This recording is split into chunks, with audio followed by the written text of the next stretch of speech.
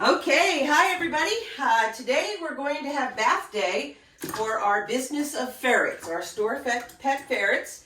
We have Mae, who's about a year old. We have Iroh, who's a little over a year, and we have Fozzie, who's our old man. He's 8 years old. Generally, ferrets that are older than 4 are considered seniors, so Fozzie is a way senior. He is on medication. You probably noticed that he has sparse hair in some spots. He has something called adrenal disease, which is unfortunately very common for ferrets. He does visit one of our vets, Dr. Mick in Strasbourg, about every 2 months for some blood work and just a general checkup. He's on 2 different medications, also some supplements for the adrenal disease that he has.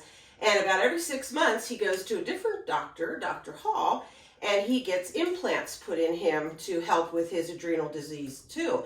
But he still has sparse looking hair, and that is what that's from. That comes from his adrenal disease. But he's pretty healthy, he's pretty plump, he eats, he plays, he sleeps, so he's still comfortable. And again, that's why we take him to the vet about every 2 months, just for a checkup, so we can keep an eye on that. All right, so ferrets are related to the mink family or the weasels, and most of the time they do enjoy water. And when you get a ferret, you probably notice that ferrets have a musky odor to them. Even though when they come to us from the ferret farm, they are descented, they still have a little odor. Now, some people try and overbathe their ferrets. And actually, that's a really bad problem, because every time you bathe them, you remove the oil, the natural oil that's in their skin, and their body just creates more oil. So when it creates more oil, that's more of the smell that you're going to get. So you can bathe them, but only about every 6 weeks or so. You don't want to do it any more than that. What you want to do is make sure that their enclosures are very clean. Their litter pan clean. Make sure that their toys are clean. Any hammocks that they have in there, you want to wash those. That's where the smell accumulates, because as they lay on those, touch them, the oil from their body gets onto the toy or the hammock and then creates a smell. So don't bathe them too often, but they do enjoy it a little bit. So we're going to try and give them a little bit of a bath. We're going to start with this one. We'll take this out and put it in the rinsing tub. And we have a special ferret shampoo. You definitely don't want to use your own shampoo or dish liquid. You want to use something that's made for the ferrets. It's pH balanced for the ferret's skin. And you want to just lather them up a little bit. They're already wet from being in the tub. Lather them up a little bit. Let that on there for a few minutes, according to what the directions are on the back of your bottle. And you see, they don't mind it. Most of the time, they actually enjoy it. If you get a kiddie pool out in the middle of the summer, you may actually be able to get them in the kiddie pool and have them swim around a little bit. So it's not so hard to give them a bath. Yeah, except for you, Miss Mae. Where are you going? Now, Miss Mae is our escape artist. So she's, of course, not wanting to cooperate and be in the tub. We're going to give you a little shampoo up here. There we go. You don't need much of the shampoo. Okay, just a little bit of the shampoo to lather them up good. Okay? And again, this will help with the odor, but again, that's not all the problem. Now, ferrets, you see, are very active. They get up, they eat, they play, and they take a nap. They can nap up to 20 hours in a day. But when they're playing, they're expending a lot of energy. This is why ferrets need to have access to food all the time. They won't overeat. They'll walk away from the food bowl when they're full. So you don't have to really worry about that. But you need to make sure that they have access to food. Unlike if you feed your dog, you might feed them 2 times a day. Ferrets, you want to have that food available for them all the time. They have a very short digestive system, and they also have a very fast metabolism.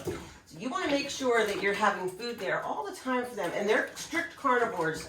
No cereals, no fruits, no vegetables. You don't want to give them any of that. You want to make sure that they have their ferret food, which is strictly carnivore food. All right. Hey, you're going to rinse them down. Yes, you know, Miss Mae. You're going to rinse them down. We'll put them over in the rinsing tub here in a minute. Trying to get all that shampoo out. And while you're at it, you want to do a couple other grooming things to them. One thing is you want to check. Yes, you want to check.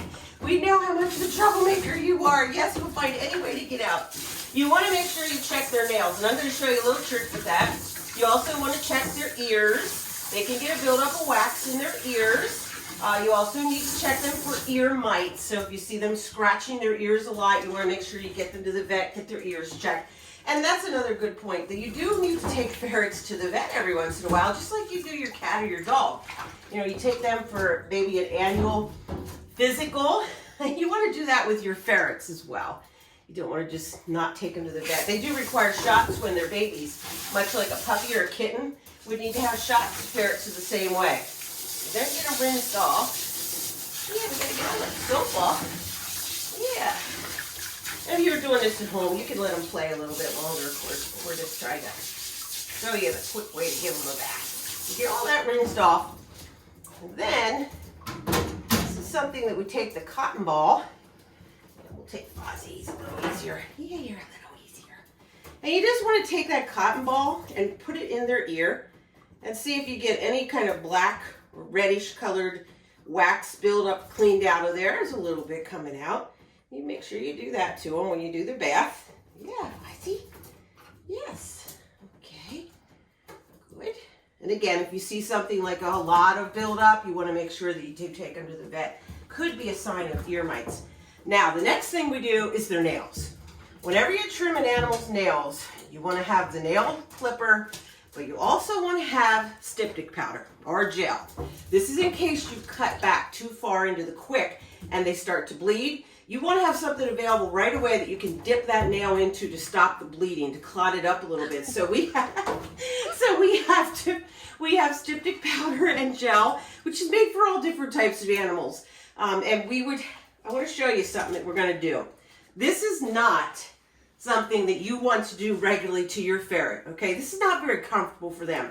But in a case like Mae, if you needed to trim her nails, you can see it would be next to impossible to do that. We do something called scruffing. And again, this is not something you want to do regularly to your ferret. But if you take them here in the back of the neck, this is how their mama would pick them up.